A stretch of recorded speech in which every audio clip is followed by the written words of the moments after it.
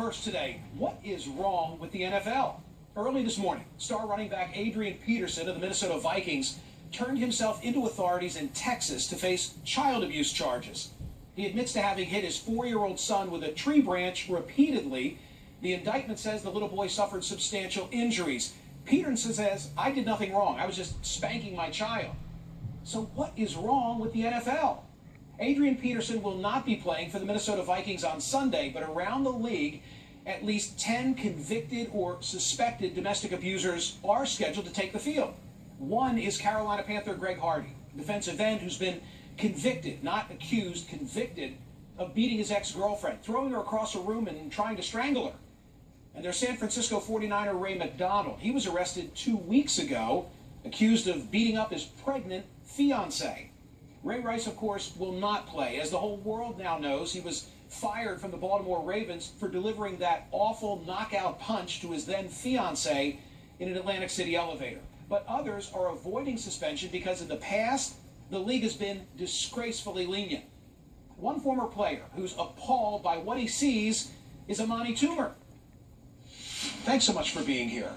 Oh, thanks for having me. So tomorrow, guys are going to suit up, some of whom have issues of their own. There's a guy playing for the Carolina Panthers with an allegation of domestic violence against him right now.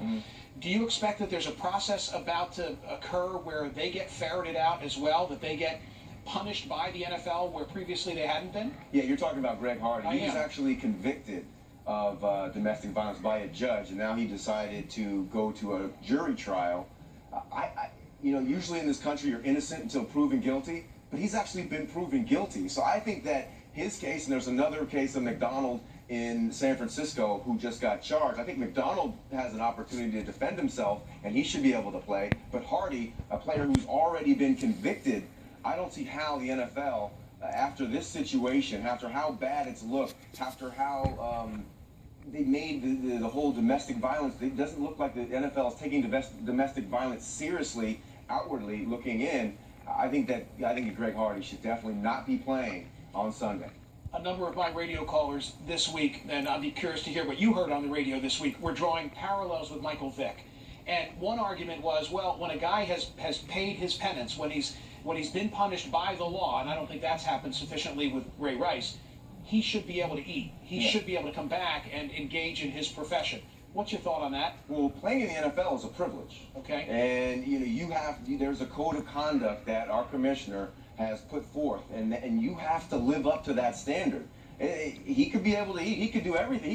He could work at a job. He can do anything he wants. He just might not be able to play in the NFL until he proves without a shadow of a doubt to the NFL and to all the people in the community who he's affected by this behavior to come back. I don't look at it that same way. I think he needs to really get out in front of this thing and become like Michael Vick, who was, did a lot of work with PETA. I think Ray Rice they should use him as a spokesperson to create awareness for domestic violence moving forward. And I think then I would be more willing to allow him back into the community. You mentioned the commissioner. Let me ask you about Roger Goodell. It seems, Amani, like there's a fact dispute as to what was said at a June meeting where Ray Rice and his now wife were meeting with Roger Goodell, and Goodell is saying that he wasn't told that there was a punch in the course of that meeting.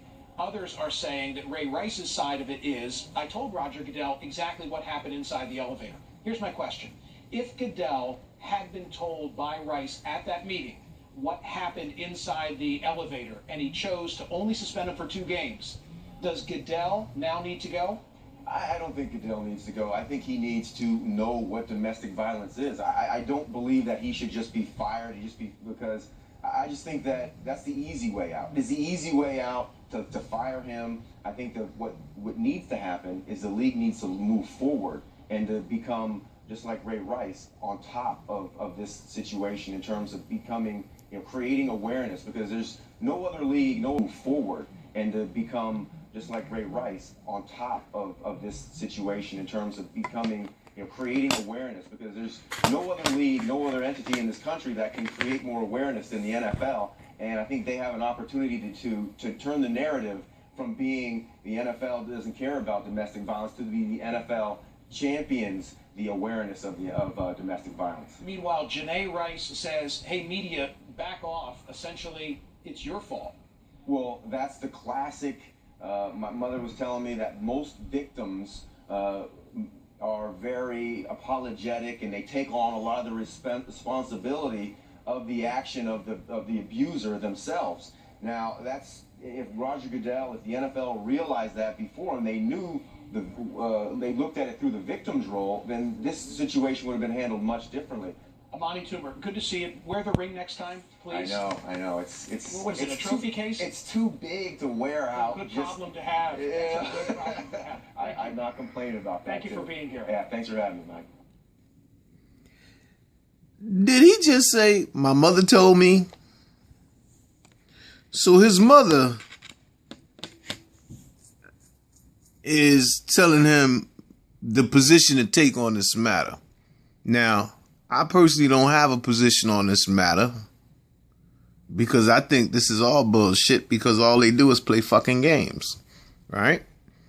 I mean, if you keep in mind that you're talking about people who play games professionally, I mean, they play games seriously. I mean, they take games seriously. If you're dealing with people who take games seriously, how you gonna get them to see real shit seriously? I mean, they play seriously. I'm just saying. I don't give a shit if it's basketball, football, baseball, whatever. They get paid millions of dollars to take that shit seriously. To take playing seriously.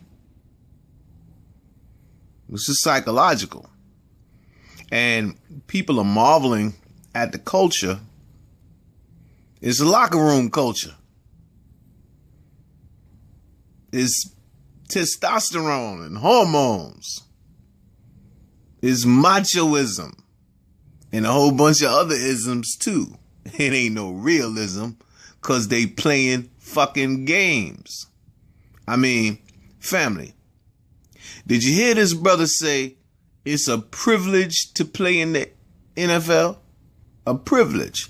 It's a privilege to play in the NFL. It's a privilege to play that game and get paid millions of dollars to play the fucking game.